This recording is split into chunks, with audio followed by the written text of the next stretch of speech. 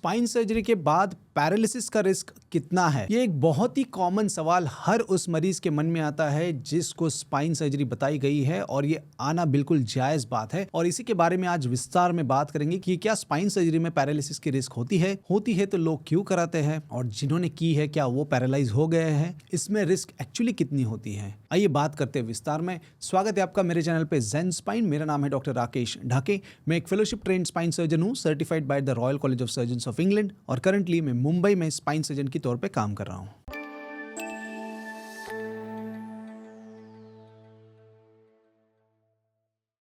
देखिए, spine surgery के बारे में डर लगना बिल्कुल नॉर्मल है और लगना भी चाहिए, वरना आप ये सवाल पूछोगे नहीं, तो डर लगना बिल्कुल नॉर्मल है। अब देखो, अगर आप कॉमनली स्पाइन सर्जरी के बारे में एनालिसिस करोगे तो most of the time spinal surgery एक तो लंबर में होती है, एक तो सर्वाइकल में होती है, और हाँ थोरेसिक में भी हो सकती है, पर सबसे ज़्यादा लंबर में होती है। तो लंबर में स्पाइनल कॉर्ड जो होती है हमारी, वो L1 पे ख़त्म हो जाती है।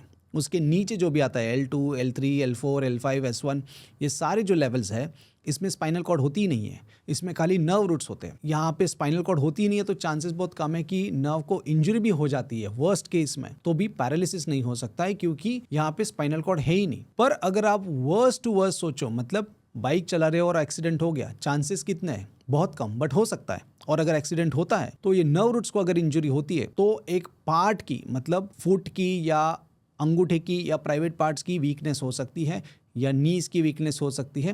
But complete paralysis lumbar spine surgery से बहुत बहुत रेयर है, फिर भी हो सकता है। तो किन पेशेंट्स में इनके चांसेस बढ़ जाते हैं? एक तो वो पेशेंट्स होते हैं जो कई सालों तक नर्व कंप्रेशन से स्ट्रगल कर रहे हैं, स्पाइन में नस दबी हुई है, ऑपरेशन बोला गया है पर डरते हैं, नहीं कराया, कुछ और इलाज चालू है इनके, और इन्होंने सर्जरी को डिले करते करते वो नर्व का कंप्रेशन इतना सीवियर होने तक रुके है कि वो नर्व कंप्रेशन एक इरिवर्सिबल डैमेज की स्टेज तक पहुंच गया है। अब ये अगर इरिवर्सिबल डैमेज है तो ये नस की दबने की वजह से इनको फुट ड्रॉप हो सकता है, या इनका अंगूठा हिलना बंद हो सकता है, या इनके प्राइवेट पार्ट्स में वीकनेस आ सकती है। अगर ये स्टेज तक आप रुके हो तो ये आपको सर्जरी के पहले हो सकता है, या कुछ रेयर केसेस में सर्जरी के दौरान जब हम नर्व को फ्री करते हैं एकदम बारकाई से, अगर माइक्रोस्कोप के अंडर भी ये किया जाता है, फिर भी अगर नर्व को हल्का सा डैमेज होता है या उसके हैंडलिंग के वजह से उसको कुछ इंजरी होती है, तो ऐसे केसेस में इनको फुट ड्रॉप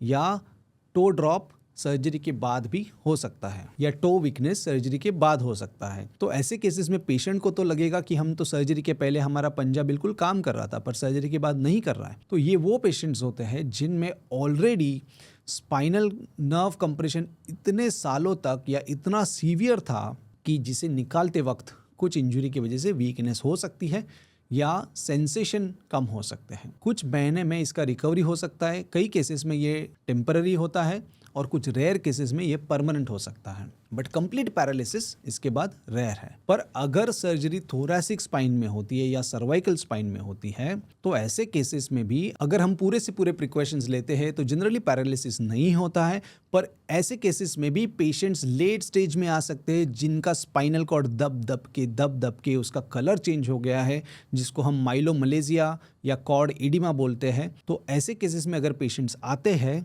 तो हाँ, कुछ रेयर केसेस में ये सर्जरी के बाद कुछ वीकनेस इनको आ सकती है, हाथों में, पैरों में, या सर्वाइकल में ऑपरेशन किया तो दोनों हाथों दोनों पैरों में भी आ सकती है वीकनेस, या कंप्लीट मूवमेंट भी जा सकती है।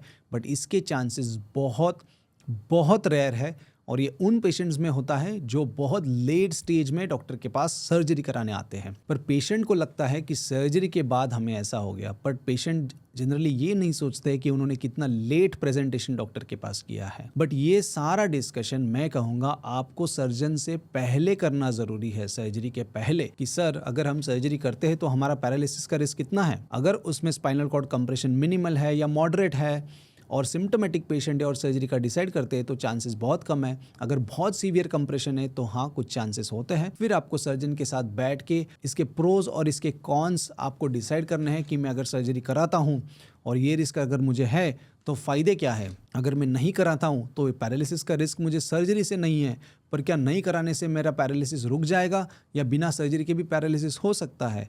या मुझे फ़ायदे क्या है अगर मैं सर्जरी नहीं कराता हूँ? तो ये सारी चीज़ अपने डॉक्टर से पहले बैठ के विस्तार में डिस्कस करना ज़रूरी है। प्रोस क्या है, कॉन्स क्या है, मैं कराऊँ तो पैरालिसिस होगा कि नहीं होगा, सर्वाइकल कॉर्ड का कंप्रेशन कितना दिख रहा है एमआरआई में। और ये अगर आप सब समझ लेते हो, फिर अपने फैमिली के साथ बैठ के आप डिस्कस करके अपनी सर्जरी के लिए आगे बढ़े। बट मेरा सजेशन ये रहेगा कि आप जो सही ट्रीटमेंट है वो डिले मत करो, अपना रिसर्च करो, डॉक्टर की राय लो, बेस्ट डॉक्टर चुनो और फिर अपने डिसीजन के लिए आगे बढ़ो। और मैं ये वीडियो कंक्लूड करना चाहूँगा ये कह के कि स्पाइन सर्जरी से पैरालिसिस बहुत बहुत रेयर है, बट उन केसेस में हो सकता है जिनमें स्पाइनल कॉर्ड कंप्रेशन काफ़ी सीवियर है, लॉन्ग स्टैंडिंग है। आशा करता हूँ इस वीडियो से आपको ये महत्वपूर्ण जानकारी मिली होगी। प्लीज़ इस चैनल को लाइक और सब्सक्राइब करना ना भूलें। Thank you so much.